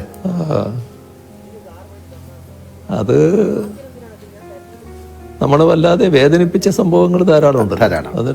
അത് വേദനിപ്പിച്ച ധാരാളം സംഭവങ്ങളുണ്ട്. ഇപ്പോൾ ഏറ്റവും അധികം വിഷമം തോന്നുന്നത് നമ്മുടെ ഒന്നിച്ചുള്ളവരും നമ്മളെ വിട്ടുപിരിയുമ്പോൾ, നമുക്ക് ശേഷം വിട്ടുപിരിയേണ്ടവരാണെന്ന് കരുതുന്നവർ വിട്ടുപിരിയുമ്പോൾ ഒക്കെ ഉണ്ടാകുന്ന പ്രയാസങ്ങളുണ്ടല്ലോ. അതിപ്പോൾ പരസ്യമായിട്ട് തന്നെ പ്രകടമായതാണ്. കോടിയേരി ബാലകൃഷ്ണൻ്റെ ആ അനുശോചന യോഗത്തിൽ സംസാരിക്കാൻ, ആ സംസാരം പൂർത്തിയാക്കാൻ എനിക്ക് കഴിഞ്ഞില്ല. അത് സ്വാഭാവികമായിട്ട് വരുന്ന ഒന്നാണ്. അങ്ങനെയുള്ള ചില ഘട്ടങ്ങൾ ഉണ്ടായിട്ടുണ്ടോ? അങ്ങേക്ക് ജീവിതത്തിന് എന്തിനെങ്കിലും ഭയമുണ്ടോ? ഭയം എന്നത് ആ തരത്തിലില്ല. പക്ഷേ പൊതുവിൽ ഞാൻ പാർട്ടിക്ക് കീഴ്പ്പെട്ടു പോകുന്ന ഒരാളാണ്. പാർട്ടി ആഗ്രഹിക്കുന്ന പൊതുവായ നിലപാടുകളുണ്ട്. ആ നിലപാടുകളിൽ അണുകിട വ്യത്യാസം വരരുതെന്ന് ചിന്തിക്കുന്ന ഒരാളാണ് ഞാൻ. അതിനെ ഭയന്ന് ഞാൻ ജീവിക്കുകയാണ്. അങ്ങനെയൊരു ഭയമുണ്ട് എന്ന് വേണമെങ്കിൽ പറയാം. മറ്റ് തരത്തിലുള്ള ഭയം എന്നെ അധികം ബാധിക്കാറില്ല. ജീവിതത്തിലെ എന്തിൻ്റെയെങ്കിലും പേരിൽ അങ്ങ് പശ്ചാത്തപിച്ചിട്ടുണ്ടോ? പശ്ചാത്തപിക്കേണ്ടി വന്നിട്ടുള്ളൊരു ഘട്ടം പറഞ്ഞാൽ, എൻ്റെ ഒരു കോളേജ് പഠനകാലത്ത് ഒരു സുഹൃത്തുണ്ടായിരുന്നു, നല്ല അടുത്ത സുഹൃത്താണ്. അപ്പോൾ ആ വിദ്വാൻ നല്ല വലിയ കാശുള്ള ആളാണ്, സായിപ്പിൻ്റെ മകനായിട്ടുള്ള ആളാണ്. അപ്പോൾ അതിൻ്റെ ഭാഗമായിട്ട് തന്നെ കാശ് ധാരാളമുണ്ട്. അന്ന് ഈ ട്രൗസറിൻ്റെ പോക്കറ്റിൽ നിന്ന് 100 നോട്ടുകൾ എടുക്കുന്ന ഒരു വിദ്വാനാണ്. അങ്ങനെ കാശുണ്ടാകുന്ന ഒരു വിദ്വാൻ. പക്ഷെ എന്നെ വലിയ കാര്യമായിരുന്നു, ഞാൻ വളരെ അടുത്ത ബന്ധത്തിലായിരുന്നു. മദ്യപാനത്തിലേക്ക് നീ പുള്ളി. അപ്പം ഞാനന്ന് ഒരു വിദ്യാർത്ഥി പ്രവർത്തകനൊക്കെ ആയിട്ട് മാറിയിട്ടുള്ള കാലമാണ്. അപ്പം ഞാൻ പറഞ്ഞു, അത് ശരിയല്ലേ, ഇത് മദ്യം ഉപയോഗിക്കാൻ പാടില്ല എന്ന് പറഞ്ഞു. പക്ഷെ അത് വല്ലാതെ പരിധി വിട്ട് പ്രയോഗിക്കുന്നവരോ വന്നു. അപ്പോൾ പിന്നെ ഞാൻ ആ ബന്ധം അങ്ങ് വിച്ഛേദിച്ചു. പിന്നെ എനിക്ക് പലപ്പോഴും തോന്നിയിട്ടുണ്ട് ആ ബന്ധം വിച്ഛേദിച്ചത് അയാളെ കൂടുതൽ നാശത്തിലേക്ക് എത്തിച്ചു. അയാൾ വല്ലാതെ തകർന്നുപോയി. തകർന്നൊരു പൂർണ്ണമായ മദ്യപാനിയായി റോഡ് വക്കിലൊക്കെ ഇരിക്കുന്ന സൈസായിട്ട് മാറിയിരുന്നു. അപ്പോൾ അത് പിന്നെ എന്നെ ഒരു കുറ്റബോധത്തിലേക്ക് നയിച്ചിരുന്നു. അത് അന്ന് ഞാൻ അങ്ങനെ വിട്ടിരുന്നില്ലെങ്കിൽ ഞാനുമായിട്ടുള്ള അടുപ്പം തുറന്നിരുന്നുവെങ്കിൽ അയാൾ മദ്യപിക്കുമായിരുന്നു. പക്ഷേ ഇതുപോലൊരു മദ്യപാനിയായിട്ട് മാറില്ലായിരുന്നു എന്നാണ് എൻ്റെ ഒരു തോന്നൽ. അതാണ് എനിക്കൊരു കുറ്റബോധം തോന്നിയ ഒരു കാര്യം. മറ്റൊന്ന് കാര്യങ്ങൾ അങ്ങനെ തോന്നിയിട്ടില്ല. അപ്പം അങ്ങയുടെ ദൗർബല്യം എന്താണ് എന്ന് ഞാൻ ചോദിച്ചാൽ എന്തായിരിക്കും ഒരു ഉത്തരം? അത് എന്താണെന്ന് ഇപ്പോൾ ദൗർബല്യം മനസ്സിലാക്കുന്നതിലെ ആൾക്കാർ കണക്കാക്കിയത് എൻ്റെ ദൗർബല്യം എൻ്റെ മക്കളാണെന്നാണ്. അങ്ങനെ ഒരു ദിവസം രാവിലെ എൻ്റെ ഒരു കോളേജ് കാലത്തുള്ള ഒരാൾ രാഷ്ട്രീയമായിട്ട് വിരുദ്ധചേരിയിലാണ്. രാവിലെ എൻ്റെ വീട്ടിൽ വരിക. എതിർചേരിയിലാണ്, ഭയങ്കര എതിരാടിയാണ്. രാവിലെ വീട്ടിൽ വരിക. എന്താ പേര് ഞാൻ പറയുന്നില്ല, എന്താന്ന് ചോദിച്ചപ്പോൾ ഇരിക്കുമെന്ന് പറഞ്ഞു. അല്ല, ഞാനൊരു കാര്യം പറയാൻ വന്നതാണ്. പറഞ്ഞ് നിങ്ങളെ നല്ല വിജയൻ്റെ എന്നാണ്. വിജയൻ്റെ മക്കളെ നേരെ ഒരു നോട്ട് കൊടുത്തിട്ടുണ്ട്. ആളെ പേര് പറയുന്നുണ്ട്. അത് തട്ടിക്കൊണ്ടു പോകാനാണ്. ഇയാളുടെ പ്രധാന സുഹൃത്താണ് ഈ ചെയ്യുന്നത്. ഈ പ്രധാന സുഹൃത്താണ് ഇത് പ്ലാൻ ഇട്ടിട്ടത്. അപ്പോൾ ആ സുഹൃത്തിനോട് ഇയാൾ പറഞ്ഞു, പിന്നെ അതും ചെയ്യാൻ പാടില്ല, അതൊക്കെ പിന്നെ നാട് കത്തും, അന്ന് അങ്ങനെ ഒരു വഴിക്ക് പോകരുത് എന്നൊക്കെ പറഞ്ഞു. പക്ഷേ അവനായതുകൊണ്ട് എനിക്ക് ഉറപ്പില്ല, ചിലപ്പോൾ അത് നടന്നേക്കാവും. അപ്പോൾ ഞാൻ ചിരിച്ചു. അല്ല, നിങ്ങൾ ചിരിക്കുക ചെയ്യാന്ന് എനിക്കറിയാം, എന്നാലും ഇത് ശ്രദ്ധിക്കേണ്ട ഒരു കാര്യമാണ്. എന്ത് ശ്രദ്ധിക്കാനാണ്? ഞാൻ എന്ത് ശ്രദ്ധിക്കും? ഭാര്യയോട് പറയാൻ പറ്റൂ? പറഞ്ഞാൽ പിന്നെ പിന്നെയുള്ള അവസ്ഥ എന്താണ്? ഈ കുട്ടികളോട് പറയാൻ പറ്റൂ? അത് പിന്നെ വരുന്നിടത്ത് കാണാൻ നോക്കൽ മാത്രമേ പറ്റൂ. അപ്പോൾ ദൗർബല്യം എന്നുള്ളത് മറ്റുള്ളവരാണല്ലോ വിലയിരുത്തുന്നത്. അങ്ങനെ കണ്ടത് കുട്ടികളാണ് ദൗർബല്യം എന്നുള്ള മട്ടിലാണ്. സംഭവ ബഹുലമായ ജീവിതമാണ് അങ്ങ് കടന്നു പോകുന്നത്. എപ്പോഴെങ്കിലും തളർന്നു പോയ നിമിഷങ്ങൾ ഉണ്ടായിട്ടുണ്ടോ? ഒരു ഘട്ടത്തിലും അങ്ങനെ തളർന്നു പോയിട്ടില്ല. കാരണം തളരാൻ വേണ്ടിയുള്ള തളർത്താൻ വേണ്ടിയുള്ള ഒരുപാട് ശ്രമങ്ങൾ ഉണ്ടായിട്ടുണ്ടെങ്കിലും ആ ഘട്ടത്തിലൊക്കെ എൻ്റെ വിശ്വാസം പാർട്ടിയിലാണല്ലോ. പാർട്ടിയോടാണല്ലോ എൻ്റെ ഏറ്റവും വലിയ കൂറ്. അപ്പോൾ പാർട്ടിയുടെ ഭാഗമായിട്ടാണ് ഞാൻ നിൽക്കുന്നത് എന്നുള്ളത് ഒരു കരുത്തോടെ നിൽക്കാൻ എന്നെ പ്രേരിപ്പിച്ചിട്ടുണ്ട്. ഈ ഉയരങ്ങളിലേക്ക് എത്തുന്നതിനൊപ്പം ഏകാന്തതയും നമ്മെ വലയം ചെയ്യും എന്ന് ഞാൻ കേട്ടിട്ടുണ്ട്. അങ്ങനെയൊക്കെ ഏകാന്തത അനുഭവപ്പെടാറുണ്ടോ? അങ്ങനെയില്ല, ഏകാന്തത എന്ന തരത്തിലേക്കില്ല. പക്ഷേ ഒരു പ്രശ്നം എന്താണെന്ന് പറഞ്ഞാൽ, പഴയ കാലത്ത് പോലെ ആളുകളുമായിട്ട് കൂടുതൽ ബന്ധപ്പെടാനും കൂടിയിരിക്കാനും സമയം ചെലവഴിക്കാനും ഒന്നും സമയം കിട്ടുന്നില്ല എന്നുള്ളൊരു തോന്നലുണ്ടാകാറുണ്ട്. പക്ഷേ നമ്മൾ ജീവിതത്തിൻ്റെ ഓരോ ഘട്ടമല്ലേ, ഓരോ ഘട്ടത്തിൽ നമ്മൾ നിർവഹിക്കേണ്ട ഉത്തരവാദിത്വം, ആ ഉത്തരവാദിത്വം നിർവഹിക്കലാണ് പ്രധാനം. ഞാൻ നേരത്തെ പറഞ്ഞ നിയോഗമില്ലേ, ഇന്നത് ചെയ്യാം എന്നൊരു നിയോഗത്തിലേക്ക് വന്നാൽ അത് ചെയ്യണമല്ലോ. അപ്പോൾ അതിനു വേണ്ടി പൂർണ്ണമായിട്ട് അർപ്പണബോധത്തോടെ ചെയ്യുക. നമുക്ക് അതിൻ്റെ ഭാഗമായിട്ട് സമയം കിട്ടുമെങ്കിൽ മാത്രം ആ സമയം ഉപയോഗിക്കുക. ആ നിലയാണ് ഞാൻ സ്വീകരിച്ചു പോകുന്നത്. ഒരു വല്ലാത്ത ഏകാന്തത അങ്ങനെ അനുഭവപ്പെടാറില്ല. പിന്നെ ഏകാന്തമായി പോയി, ഒറ്റക്കായിപ്പോയി എന്നൊരു തോന്നലും എനിക്കൊരു ഘട്ടത്തിൽ ഉണ്ടാകാറില്ല. ഒറ്റയ്ക്ക് ഇരിക്കേണ്ടി വന്നാൽ അതിലൊരു വിഷമവും ഉണ്ടാകാറുണ്ട്. അതാണ് ഏറ്റവും വലിയ പ്രധാനമായ കാര്യം എന്നാണ് എനിക്ക് തോന്നുന്നത്. ഒരു തരത്തിലുള്ള വിഷമവും ഉണ്ടാകാറില്ല. നമ്മുടെ പാട്ടിന്റെ കാര്യം ഓർമ്മയിലുണ്ടല്ലോ. ഞാനൊരു കാര്യം ചോദിക്കാം. അങ്ങയുടെ തിരക്കുകൾ ഞങ്ങൾക്കറിയാം. ഒരു ദിവസത്തേക്ക് അങ്ങേ ആരും തിരിച്ചറിയില്ലെന്നും മുഖ്യമന്ത്രി അല്ലെന്നും കരുതുക. കേരളത്തിലെ ഏത് സ്ഥലത്ത് പോയി സമാധാനമായിരുന്ന് ഒരു ചായ കുടിക്കാനാണ് അങ്ങ് ആഗ്രഹിക്കുന്നത്? അല്ല, അത് ഏറ്റവും ഇഷ്ടപ്പെടുന്ന സ്ഥലം എൻ്റെ വീട് തന്നെയാണല്ലോ. അവിടെ പോയിരിക്കുക, സ്വസ്ഥമായിട്ടിരിക്കുക. അതൊരു മറ്റു തരത്തിൽ ബാധിക്കുന്ന കാര്യമല്ല. ഈ വലിയ തിരക്കുകൾ കഴിഞ്ഞിട്ട് എങ്ങനെ പോയിരിക്കും എന്നുള്ളത് അതൊരു വിഷയമേ അല്ല. അത് നല്ല നിലക്ക് പോകാൻ കഴിയുമെന്നാണ് എനിക്ക് തോന്നുന്നത്. അധികം ആർക്കും അറിയാത്ത ഫലിത പ്രിയനായ ശ്രീ പിണറായി വിജയൻ ഉണ്ടോ? അങ്ങനെയാണെങ്കിൽ ഫലിതം പറയുക അല്ലെങ്കിൽ ആസ്വദിക്കുകയൊക്കെ ചെയ്യാറുണ്ടോ?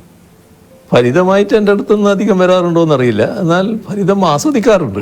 നല്ല നിലക്ക് നമ്മുടെ സുഹൃത്തുക്കളൊക്കെ ഇരിക്കുമ്പം പല ഫലിതങ്ങളും പറയുമല്ലോ, അതൊക്കെ നല്ല നിലക്ക് ആസ്വദിക്കാറുണ്ട്. ഏത് വിഷമഘട്ടത്തിലും അങ്ങേക്ക് മാറാത്ത ചിട്ടകളുണ്ടോ? അതായത് ശരി തെറ്റ് അങ്ങനെ യെസ് ഓർ നോ അങ്ങനെയൊക്കെ പറയുന്ന ഒരാളാണെന്ന് ഞാൻ കേട്ടിട്ടുണ്ട്. അത് ഏത് വിഷമഘട്ടത്തിൽ അത് മാറില്ല. അതൊരു ജീവിത രീതി തന്നെയാണ്. അതൊരു എൻ്റെ ഒരു ശൈലിയായിട്ട് വന്നിട്ടുള്ള കാര്യമാണ്. അത് ആ നിലക്ക് തന്നെ തുടരാൻ കഴിയുമെന്നാണ് തോന്നുന്നത്. ജീവിതത്തിലെ ഏറ്റവും വലിയ പ്രചോദനം എന്താണ് സാറിൻ്റെ? അല്ലെങ്കിൽ ആരാണ്? അല്ല, അതിൽ ഓരോ ഘട്ടത്തിലുണ്ടാകുന്നതാണല്ലോ. ആദ്യ ഘട്ടത്തിൽ ഇപ്പോൾ AKG ആയിരുന്നു വലിയ ഒരു പ്രചോദന ശക്തിയായിട്ടുണ്ടായിരുന്നു. പിന്നെ അദ്ദേഹമായിട്ട് നല്ല ബന്ധത്തിലായി, നല്ല ബന്ധങ്ങൾ വന്നു. അങ്ങനെ പാർട്ടിയിൽ തന്നെ നല്ല നിലയിൽ ബന്ധപ്പെടുന്ന നില വന്നു. പിന്നെ അവരൊക്കെ ഒരു അധികായന്മാരാണല്ലോ. AKG EMS എന്നൊക്കെ പറഞ്ഞാൽ നമ്മുടെ കേരളത്തിലെ അധികായന്മാരാണ്. അവരൊക്കെ ഒരു റോൾ മോഡൽസ് ആയിരുന്നു. അതിനോടൊക്കെ നീതി പുലർത്താൻ കഴിഞ്ഞിട്ടുണ്ടെന്ന് തന്നെയാണ് എൻ്റെ ഒരു തോന്നൽ. ഈ പ്രളയവും കോവിഡും പോലുള്ള മഹാദുരന്തങ്ങൾ വന്നപ്പോൾ കേരളം ശ്രദ്ധിച്ചത് അങ്ങയുടെ വാക്കുകൾ ആയിരുന്നു. അതൊരു യാഥാർത്ഥ്യമാണ്. ഉള്ളിൽ ആദ്യമായി കഴിഞ്ഞ ജനങ്ങളിൽ ഇത്രയധികം ആത്മവിശ്വാസം പകരാൻ അങ്ങേക്ക് കഴിഞ്ഞത് എങ്ങനെയാണ്? ഇത് എന്താ പ്രത്യേകത എന്ന് പറഞ്ഞാൽ അതിനൊന്നും എനിക്ക് ഉത്തരം പറയാൻ കഴിയുന്ന കാര്യമല്ല.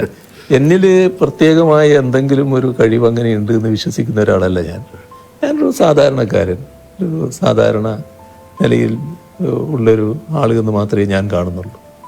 അതിൻ്റെ ഭാഗമായി ഇപ്പോൾ മറ്റു തരത്തിലെടുത്താൽ പല സമുന്നത വ്യക്തികൾക്കുമുള്ള തരത്തിലുള്ള വലിയ ഉയർന്ന വിദ്യാഭ്യാസം, അല്ലെങ്കിൽ അതിൻ്റെ ഭാഗമായിട്ടുള്ള വലിയ ഭൗതിക ശേഷി, അതൊന്നും ഉള്ള ഒരാളല്ല ഞാൻ. ഒരു സാധാരണക്കാരനെന്ന മട്ടിൽ ഞാൻ കാണുന്നുള്ളൂ. പക്ഷേ ഞാൻ എപ്പോഴും പ്രായോഗികമായ കാര്യങ്ങൾക്കാണ് പ്രാധാന്യം കൊടുത്തിരുന്നത്. അതിൻ്റെ ഭാഗമായി ജനങ്ങളുടെ വിഷമം അതിനോടൊപ്പം നിൽക്കുക എന്നുള്ളത് എല്ലാ കാലത്തും സ്വീകരിച്ചു വന്നിട്ടുള്ളൊരു നില. സാധാരണക്കാരനായി നിൽക്കുക എന്ന് പറയുന്നത് വളരെ എളുപ്പമുള്ള കാര്യമല്ല. അത് അങ്ങേക്ക് സാധിച്ചു. അപ്പോൾ അതിൻ്റെ ഭാഗമായിട്ട് ജനങ്ങളുടെ കൂടെ നിൽക്കുക, ജനങ്ങളോട് പറയുക. അപ്പോൾ അത് ജനങ്ങൾ നല്ല നിലക്ക് അത് എടുത്തല്ലോ. എത്ര നല്ല മനസ്സോടെയാണ് സ്വീകരിച്ചത്. ഇപ്പം സാധാരണ നിലക്ക് ആ ഘട്ടത്തിൽ നമ്മൾ മനുഷ്യരുടെ കാര്യം പറയും. ആ ഘട്ടത്തിൽ ഞാൻ ഒരു ദിവസം പറഞ്ഞു, നമ്മൾ പറയേണ്ട കാര്യങ്ങളെല്ലാം ജനങ്ങളോട് പറയായിരുന്നല്ലോ. നമ്മൾ കുടുംബത്തിൽ പറയുന്നത് പോലെ ജനങ്ങളോട് പറയുന്ന നിലയായിരുന്നു ഞാൻ സ്വീകരിച്ചിരുന്നത്. അപ്പോൾ പറഞ്ഞു ഒരു ദിവസം, പിന്നെ ഇതിൻ്റെ ഭാഗമായിട്ട് ഭക്ഷണം കിട്ടാത്ത പട്ടികൾ, മറ്റ് മൃഗങ്ങൾ, കുരങ്ങന്മാർ, അങ്ങനെയുള്ളവരൊക്കെ ഉണ്ടാവും. അവർക്കൊക്കെ നമ്മൾ ഭക്ഷണം കൊടുക്കണം ഈ സമയത്ത്. അത് വലിയ തോതിൽ സ്വീകരിച്ചല്ലോ ആളുകൾ. അതിലൊക്കെയാണ് നമുക്ക് വലിയ സന്തോഷം തോന്നുന്നത്. അങ്ങനെയുള്ള കാര്യങ്ങൾ ശ്രദ്ധിക്കാൻ കഴിഞ്ഞു. അത് അവരോട് കമ്മ്യൂണിക്കേറ്റ് ചെയ്തു. ഉടനെ അതിന് പ്രതികരണം ഉണ്ടായി. അതേപോലെ തന്നെ കാർഷിക രംഗം, ഇത് നമുക്ക് വലിയ ഭക്ഷ്യക്ഷാമം അനുഭവപ്പെട്ടു പോകുമെന്ന് ശങ്കിക്കണം. കാരണം കോവിഡ് എത്രയാണ് നീണ്ടു നിൽക്കാൻ അറിയില്ലായിരുന്നു. വല്ലാത്ത പ്രയാസം വന്നാൽ നമ്മൾ ഭക്ഷ്യക്ഷാമത്തിലേക്ക് പോകുമെന്നുള്ള ശങ്കയുണ്ട്. അതുകൊണ്ട് നിങ്ങൾ വീട്ടുപറമ്പിൽ ആവശ്യമായ കൃഷി ചെയ്യണമെന്നൊരു ദിവസം പറഞ്ഞു. അത് പറഞ്ഞ് കേൾക്കേണ്ട താമസം ചിലർ ഉടനെ മൺവെട്ടിയൊക്കെ എടുത്തിട്ട് കൃഷി ചെയ്യാൻ പുറപ്പെട്ടല്ലോ. അതൊക്കെ ഒരു നല്ല ആവേശകരമായ കാര്യമല്ലേ. അപ്പോൾ അന്നിങ്ങനെയുള്ള കാര്യങ്ങൾ ചെയ്യാൻ കഴിഞ്ഞു എന്നുള്ളത് തന്നെയാണ് ഒരു പ്രത്യേകതയായിട്ട് ഞാൻ കാണുന്നത്. എനിക്ക് ഫുട്ബോൾ വളരെ ഇഷ്ടമാണ്. സാറ് ചെറുപ്പകാലത്ത് ഫുട്ബോൾ കളിക്കുന്നു എന്നൊക്കെ പറഞ്ഞിരുന്നു. അങ്ങനെയൊക്കെ ഫുട്ബോൾ മാച്ച് ഇപ്പോൾ ഒരു വേൾഡ് കപ്പ് വരെയാണ്. അങ്ങ് കാണാറുണ്ടോ? അങ്ങേക്ക് പ്രത്യേക താല്പര്യമുള്ള ഏതെങ്കിലും കളിക്കാരുണ്ടോ? അത്യാവശ്യം ഞാൻ കാണാറുണ്ട്. അത്യാവശ്യം കാണാറുണ്ട്. ചില കളികൾ നല്ല നിലക്ക് കണ്ടിട്ടുമുണ്ട്. ഇപ്പൊ തുടങ്ങാൻ പോവാണ്. അതെ. പക്ഷെ ഇത് നമ്മുടെ സമയമായിട്ട് ഒത്തുവരാത്തത് കൊണ്ട് ജൂലൈയിലാണ്. അതെ, അല്ല, സമയം ഒത്തുവരാറില്ല പലപ്പോഴും. അപ്പോൾ ഉറക്കൊഴിഞ്ഞ് കാണുക എന്നുള്ളത് ഇപ്പൊ ഞാൻ അങ്ങനെ മെനക്കെടാറ്. അല്ല, ഈ അർജന്റീന അല്ലെങ്കിൽ മെസ്സി, അങ്ങനെ ആ സമയത്ത് അവരോടൊക്കെ ചായ്വ് കാട്ടിയ നേതാക്കളൊക്കെ ഉണ്ടായിരുന്നു. കൂട്ടത്തിൽ അങ്ങ് ഉണ്ടായിരുന്നോ എന്ന് എനിക്കറിയില്ല, അതുകൊണ്ട് ചോദിച്ചാണ്. അല്ല, അവരൊക്കെ നല്ല കളിക്കാരായിട്ട് തന്നെ കാണുകയാണ്. അതിന്റെ ഭാഗമായിട്ട് ചിലർ അവരെ ജയിക്കാൻ പാടുന്ന നിലയെ എടുക്കാറുണ്ട്. അങ്ങനെയൊരു നില ഞാൻ എടുക്കാറില്ല. പക്ഷെ അവരെയൊക്കെ നല്ല കളിക്കാരായിട്ട് തന്നെ കാണുകയാണ്. എപ്പോഴും അങ്ങ് ഊർജ്ജസ്വലനായിട്ടാണ് ഞാൻ കണ്ടിട്ടുള്ളത്. ഇത് വളരെ പ്രധാനപ്പെട്ട ഒരു കാര്യമാണ്. ആരോഗ്യ സംരക്ഷണത്തിന് അങ്ങ് പുലർത്തുന്ന എന്തെങ്കിലും പ്രത്യേക ശീലങ്ങളുണ്ടോ? അതൊക്കെ ഞങ്ങൾക്ക് അറിയാൻ താല്പര്യമുണ്ട്. അതിൽ സാധാരണ എൻ്റെതായ ഒരു മിനിമം വ്യായാമം രാവിലെ ഞാൻ ചെയ്യും, ചെറിയ തോതിൽ. അത് കഴിഞ്ഞാൽ പിന്നെ ഭക്ഷണക്രമം, നേരത്തെ ധാരാളം ഭക്ഷണം കഴിക്കുമായിരുന്നു. ഇപ്പം അതിനൊരു ക്രമം പാലിച്ചിട്ടുണ്ട്. ആ ക്രമം തുറന്നു പോവുകയാണ്. വലിയ തോതിൽ ഭക്ഷണം കഴിക്കാത്ത ഒരു രീതിയാണ് ഇപ്പോൾ സ്വീകരിക്കുന്നത്. അത് നല്ല നിലക്ക് തുടരാൻ പറ്റുന്നുണ്ട് എന്നാണ് തോന്നുന്നത്. നമ്മൾ അധിക ഭക്ഷണം കഴിക്കുമ്പോൾ അധിക ഭക്ഷണം കഴിക്കണമെന്ന് സ്ഥിരമായിട്ട് തോന്നിക്കൊണ്ടിരിക്കും. അത് ക്രമീകരിച്ചാൽ പിന്നെ പ്രയാസമില്ല. അത്രയും ഭക്ഷണം മതി നമുക്ക് എന്നൊരു നില. അതിലിപ്പോൾ നല്ല സംതൃപ്തി തോന്നുന്നുണ്ട്. കഴിഞ്ഞ ദിവസം അങ്ങ് കുട്ടികളുമായിട്ട് നടത്തിയൊരു മുഖാമുഖം പരിപാടിയിൽ ഞാനത് കാണുകയുണ്ടായി. അങ്ങയുടെ കുട്ടിക്കാലത്തെ കഷ്ടപ്പാടുകളെ കുറിച്ചൊക്കെ പറഞ്ഞു.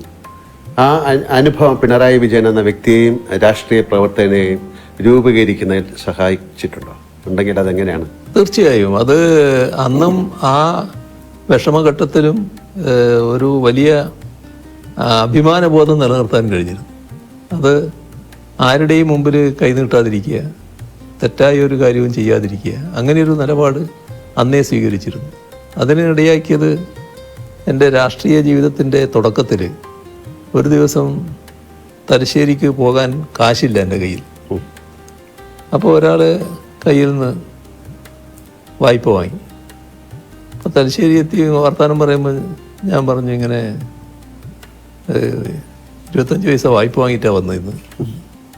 അപ്പോൾ എന്നെ ഇഷ്ടപ്പെടുന്ന അന്നത്തെ ഒരു പാർട്ടി നേതാവുണ്ട്, അരിയാക്കണ്ടി അച്ഛൻ എന്ന് പറഞ്ഞിട്ട്. അപ്പോൾ അയാൾ കേട്ടപ്പോൾ തന്നെ ഒരു ആട്ട ആദ്യം തന്ന്, നിനക്ക് എവിടെ പൈസ തിരിച്ചു കൊടുക്കാൻ പറ്റും? നീ മേലിൽ ഒരാളുടെക്കൊന്നും വായ്പ വാങ്ങരുത് കേട്ടോ. എനിക്ക് തലശ്ശേരി പോകണമെങ്കിൽ എനിക്ക് തലശ്ശേരി പോകണം, ഇത്ര പൈസ വേണമെന്ന് പറഞ്ഞിട്ട് ആ പൈസ വാങ്ങുക, അതിനപ്പുറം വാങ്ങണ്ട. ആ പൈസയും കൊണ്ട് ടിക്കറ്റ് എടുത്തിരിക്കും പോരുക എന്നല്ലാതെ നീ ഇനി വായ്പ വാങ്ങാൻ പാടില്ല ആരോടുക്കും. അത് എനിക്ക് വലിയൊരു പാടായി. പിന്നീട് ഒരു വായ്പ ആരുടെക്കൊന്നും വാങ്ങേണ്ടി വന്നിട്ടില്ല. അത് പിന്നെ എന്താണോ ആവശ്യം, പാർട്ടിയുടെ ആവശ്യത്തിന് പോവുകയാണ്. അപ്പോൾ നമ്മുടെ കയ്യിൽ പൈസയില്ല, അത് ആ ആവശ്യം പറഞ്ഞിട്ട് പൈസ വാങ്ങുന്നതിൽ തെറ്റില്ല, അതിന് മാത്രം അത് നിറവേറ്റുക. ആ നിലയാണ് പിന്നീട് സ്വീകരിച്ചു വന്നത്. ചില കാര്യങ്ങൾ, ഇത്തരം ചില ചെറിയ ചെറിയ കാര്യങ്ങളിലൂടെ നമുക്കൊരു വലിയ പാഠമായിട്ട് മാറും. അതാണ് വന്ന് മാറിയത്. രാഷ്ട്രീയം കഴിഞ്ഞാൽ അങ്ങേക്ക് ഇഷ്ടമുള്ള മേഖലകൾ ഏതൊക്കെയാണ്? രാഷ്ട്രീയമാണല്ലോ ഫുള്ള്. അതേസമയം പിന്നെ മറ്റ് കലാപരിപാടികളൊക്കെ കാണുന്നതിന് എനിക്ക് വേറെ വിഷമമൊന്നുമില്ല. അതൊക്കെ ഞാൻ സാധാരണ കാണാറുണ്ട്, നല്ല രീതിയിൽ ആസ്വദിക്കാറുണ്ട്. പിണറായിയിൽ ജനിച്ച വിജയൻ സഖാവ് എന്നല്ലാതെ വീട്ടുകാരും ബന്ധുക്കളും മാത്രം വിളിക്കുന്ന എന്തെങ്കിലും വിളിപ്പേര് ഉണ്ടായിരുന്നോ? അല്ല, നേരത്തെ ഇല്ല. പക്ഷെ എനിക്കൊരു പേര് പിന്നെ എൻ്റെ ഒരു അധ്യാപകൻ ഇട്ടിരുന്നു. അന്നത്തെ അധ്യാപകർ വളരെ പ്രത്യേകതയാണല്ലോ, കുട്ടികളെ വല്ലാതെ ഉൾക്കൊള്ളുന്നവരാണ്. അതെ, അല്ല ഇന്നും അധ്യാപകർ അങ്ങനെ തന്നെ. അപ്പോൾ അദ്ദേഹം ഇട്ട പേര് മുഖ്യസ്ഥൻ. അത് ശരി. അപ്പോൾ അതൊരു തിരിപ്പേരായിട്ട് ചിലർ വിളിക്കുമായിരുന്നു, മുഖ്യസ്ഥൻ എന്ന് വിളിക്കുമായിരുന്നു.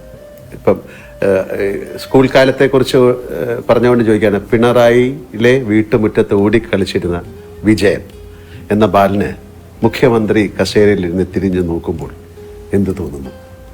അതിൻ്റെ ഒരു ഭാഗമാണ് ഞാൻ നേരത്തെ പറഞ്ഞത്. നമ്മളൊരു വളരെ സാധാരണക്കാരനായിട്ടുള്ള ഒരു മനുഷ്യൻ, ഇപ്പോഴും ഗ്രാമീണമായിട്ടുള്ള പല സ്വഭാവങ്ങളും വെച്ച് പുലർത്തുന്ന ഒരാൾ, അതിൻ്റെ എല്ലാ പരിമിതികളോടും കൂടി ഇത്രയും ഉന്നതമായ സ്ഥാനത്ത് എത്താൻ കഴിഞ്ഞത് അത് എൻ്റെ പാർട്ടിയുടെ പിന്തുണ കൊണ്ടാണ്. പാർട്ടിയാണ് എന്നിൽ മുഴുവൻ വിശ്വാസം അർപ്പിച്ചിട്ടുള്ളത്. അതിൻ്റെ ഭാഗമായിട്ടാണ് ഇതെല്ലാം ആയി മാറാൻ എനിക്ക് കഴിഞ്ഞിട്ടുള്ളത്. ഈ ഉന്നതമായ സ്ഥാനം വഹിക്കാൻ പ്രാപ്തനാണോ ഞാൻ എന്നത് എല്ലാ ഘട്ടത്തിലും ഞാൻ ആലോചിച്ചുകൊണ്ടിരിക്കുന്ന കാര്യമാണ്. പക്ഷേ നിർവഹിക്കാൻ കഴിയുന്നുണ്ടെന്നാണ് മറ്റുള്ളവരൊക്കെ പറയുന്നത്. ആ നിലക്ക് നിർവഹിക്കുക. അപ്പം നമുക്ക് ഈ സംഭാഷണം അവസാനിപ്പിക്കാനുള്ള സമയമായി. എനിക്കും ഒരു പാട്ടിനെ കുറിച്ച് പാടുന്നതിന് മുമ്പ് എനിക്കൊരു വലിയൊരാളെ കുറിച്ച് പറയാനുണ്ട്. റോബിൻ. ഞാൻ അങ്ങയുടെ വീട്ടിൽ വന്നപ്പോൾ കണ്ടതാണ്. അങ്ങേക്ക് റോബിൻ എന്ന വളർത്തു നായോടുള്ള സ്നേഹവും കരുതലും. അങ്ങ് ഭക്ഷണം കഴിച്ചിട്ട് റോബിന് അങ്ങേ കൈകൊണ്ട് തന്നെ കൊടുക്കുന്നത് ഞാൻ കണ്ടിട്ടുണ്ട്.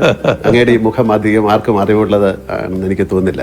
അങ്ങേക്ക് എല്ലാ വളർത്തു മൃഗങ്ങളെയും ഇഷ്ടമാണോ, അതോ കുഞ്ഞുനാളിൽ തുടങ്ങിയാണോ ഇത്, അതോ നായകളോട് മാത്രമാണോ ഇഷ്ടം? കാര്യം ഇത് റോബിന്റെ ഒരു അവകാശം പോലെയാണ് അങ്ങയുടെ കയ്യിൽ നിന്നൊരു ഭക്ഷണം കഴിക്കുക എന്നുള്ളത്. അത് മൃഗങ്ങളോടും പക്ഷികളോടും ഒക്കെ നല്ല ബന്ധം നമ്മൾ പുലർത്തിയാൽ അവരതേ രീതിയിൽ പ്രതികരിച്ചുകൊണ്ടിരിക്കും.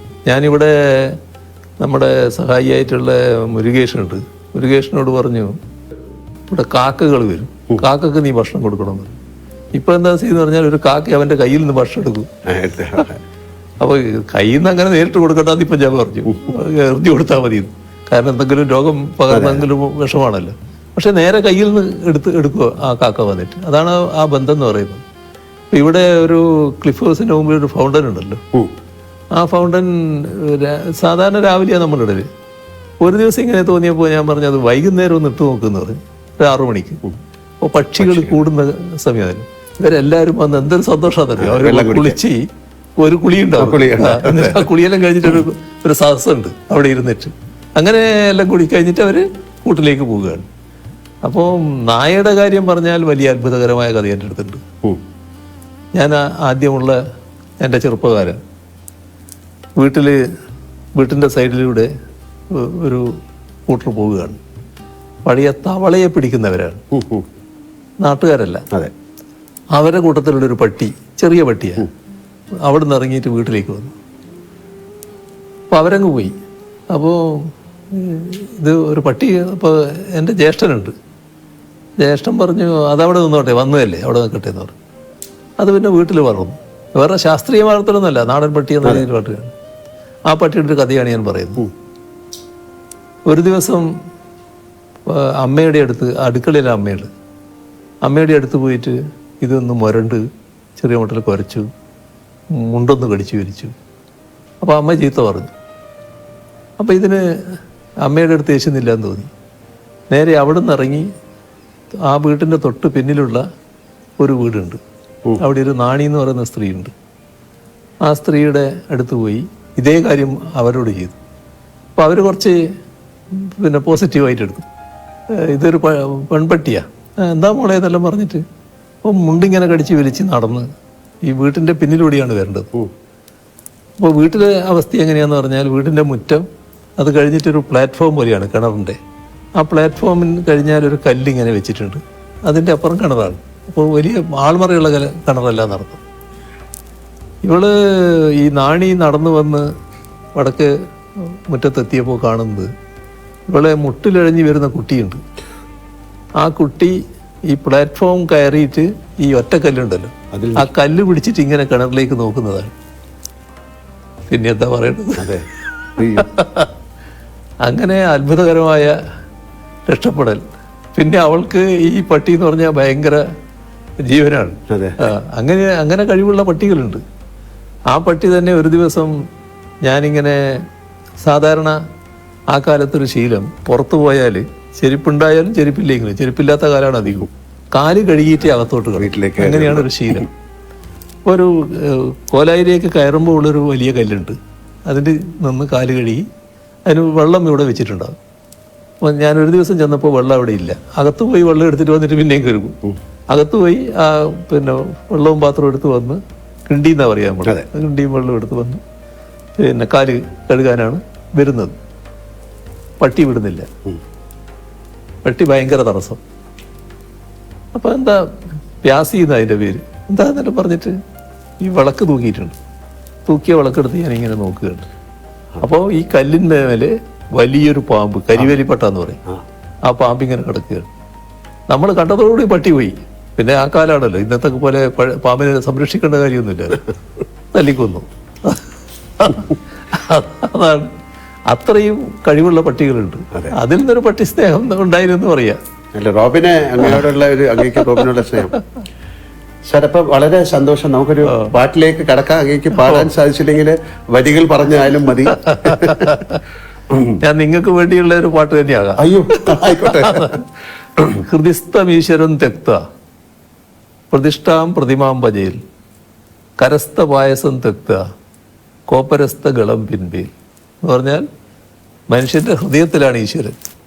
ഹൃദിസ്ഥമീശ്വരൻ തെക്ത പ്രതിഷ്ഠാം പ്രതിമാം ഭജയിൽ, ഈ പ്രതിഷ്ഠയുടെ പിന്നിലേക്ക് പോകുന്നത്, വിഗ്രഹത്തിന് മുന്നിലേക്ക് പോകുന്നത്. കരസ്ഥ പായസം തെക്ത, ഇതിനകത്ത് പായസമുണ്ട്, പക്ഷെ ഇപ്പുറത്തൊരു തുള്ളി വെച്ചിട്ടുണ്ട്. അപ്പൊ കരസ്ഥ പായസം തെക്ത കോപ്പരസ്ഥ ഗളം പിൻപേൽ. ഇത് നക്കാൻ വേണ്ടി പുറപ്പെടും, ഇതാകെ ചോർന്നു പോവുകയാണ്. അതാണ്, അതെന്നെ ഹൈസ്കൂളിൽ ഒരു മാഷ് പഠിപ്പിച്ചതാണ്, കേളം മാഷ് എന്ന് പറയുന്ന ഒരാൾ. ആ പദ്യമാണ്, അത് ഉപനിഷത്തിന്റെ ഒരു ഭാഗമാണ്. അപ്പൊ അതാണ് നിങ്ങളുടെ അടുത്ത് പറയാനുള്ള കാര്യം. സാർ, ഞാൻ അഭിനയിച്ച ഏതെങ്കിലും സിനിമയിലെ ഒരു ഡയലോഗ് സാറിന് ഓർമ്മയുണ്ടോ എന്നോട് പറയാൻ? അത് എന്തല്ല, ദിനേശനും ദാസനും ഒക്കെ ഒരുപാട് സന്തോഷം. അങ്ങേക്ക് പറയാൻ എന്തെങ്കിലും ഉണ്ടോ, വേറെ എന്തെങ്കിലും? അല്ല, നിങ്ങൾ അങ്ങേ പോലൊരു മഹാനടൻ ഇങ്ങനെയും സമയമെടുത്ത് പിന്നെ ഇന്റർവ്യൂ ചെയ്യാൻ തയ്യാറായി എന്ന് പറയുന്നത് ഒരു വലിയ സംഭവം തന്നെയാണ്. ഒരു സ്നേഹവും ബഹുമാനവും ഒക്കെ തന്നെയാണ് അതിന്റെ പുറകിൽ. നമ്മുടെ പരസ്പര സ്നേഹം ഇങ്ങനെ തുടരട്ടെ. ഇതേവരെ അതാരും അറിയില്ലായിരുന്നു, ഇങ്ങനെ അറിയട്ടെ. വളരെ സന്തോഷം. നന്ദി.